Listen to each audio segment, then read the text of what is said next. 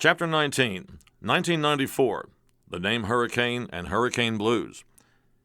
It's funny how nicknames are given, earned, or assigned. Sometimes they are a result of making a longer name shorter. Other times they represent what the person is all about or where he or she comes from. In other cases, they tend to evolve out of frustration. That's more or less what happened here. But I didn't do it, I swear. September of 1960 had me entering the second grade. The storm Hurricane Donna made its way up the East Coast after ravaging Florida just a few days into the beginning of the school year. It was cold, rainy, and miserable. Not much to remember from me other than being terrified when the rising water started gushing up through the first floor of our house. My mother was trying to calm me down by telling me how much she knew I liked swimming and playing in the water. I was on the stairs shouting, "I do, but not in the house." We had about a foot of water on the first floor. The whole neighborhood resembled a lake. Looking out a window, there was a neighbor in a rowboat heading up the street. The black and white photos today present a very depressing scenario. In retrospect, I don't think I was traumatized by the event too badly, but I do believe my town was. It still did leave a lasting impression on me to this day. It easily lets me relate and actually feel the pain of those affected by other natural disasters. When the storm passed and the water began receding, the sun came out. The elderly lady next door was at her back door with a broom helping the exiting water along as it flowed out of the house and down the steps. The sun was coming out offering that beautiful afternoon glow. Everything was clearing up, almost making one forget what had happened just hours before. The next day, my childhood friend from next door, Ricky, and I walked down to the beach.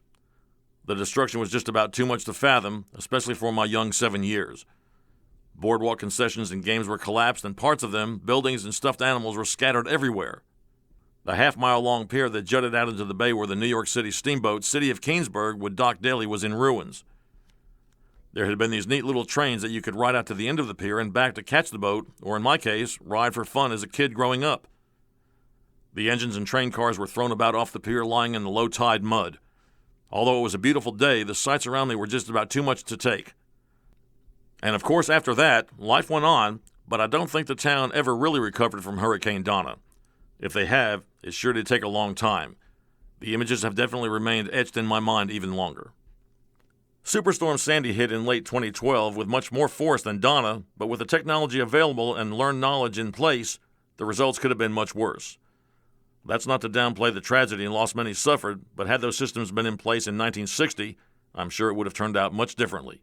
Back in the 70s and 80s, every bar in Atlanta was my home, or should I say my office. A few bookings came my way by way of dynamic talent agency run by a gentleman named Alec Janolis. Years later, in early 1992, Alec, along with drummer Butch Cooper, showed up at one of my many Atlanta bar gigs. After reintroducing himself, they both showed some interest in our possibly working together. After working out some details, they became the next version of my low-overhead band in June of 1992. We started working gigs, and soon we were also in the studio recording some tracks. He had an idea about recording a CD, but in looking back, it seems that he may have had more of a vision in mind for me than I did. Alec had been in the music business for many years in Atlanta, owning and operating his own record label, Hot Tracks Records.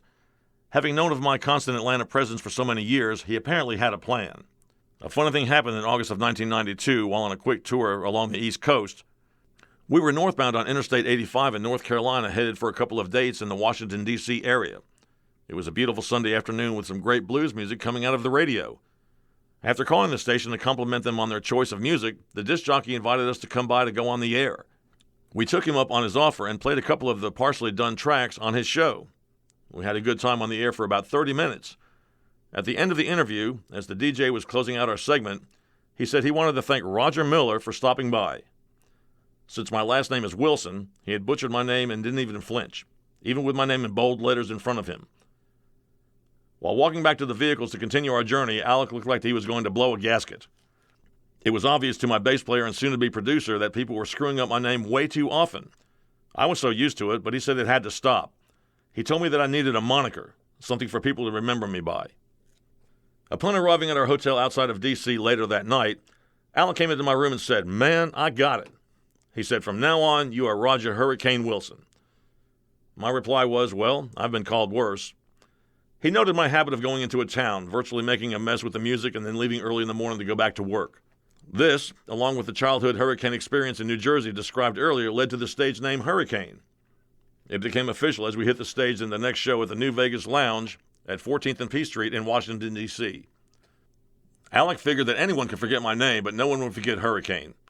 The nickname also stuck since my friends ran with it too. It was official whether I liked it or not. Moving forward from that point, things did go to the next level. There were eventually shows and festivals with B.B. King, Buddy Guy, Little Milton, John Mayall, and Savoy Brown, to name a few. Once back off the road, it was back to CNN and back to the recording studio. Alec had some songs in mind, as well as a few I had laying around waiting to see the light of day. The first CD would be called Hurricane Blues, to be released on Atlanta's Hot Tracks Records. It finally saw the light of day in early 1994.